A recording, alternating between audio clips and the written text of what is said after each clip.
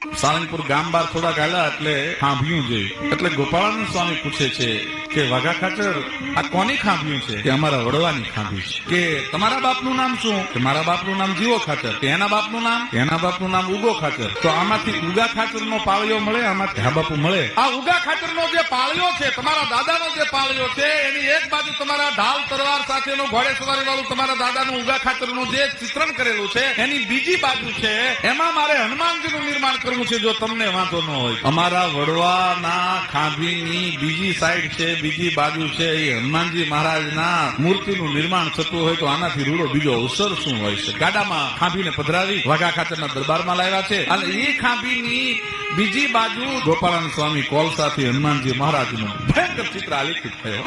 અને કાનજી કડિયાને કીધું કે આના પરથી તારે શિલ્પ કંડારવાનું છે, આના પરથી એક મૂર્તિ કંડારવાની છે. અને એક ચિત્ર છે એ ગોપાળાનંદ સ્વામીએ કાગળ ઉપર ચિત્રી દીધું અને કાનજી કડિયાનો કસબ હાથની માલ પર ટાંકનો નથોડી શરૂ થયા અને એવું ભયંકર ચિત્ર નિર્માણ થયું ભાઈઓ હનુમાનજી મહારાજ.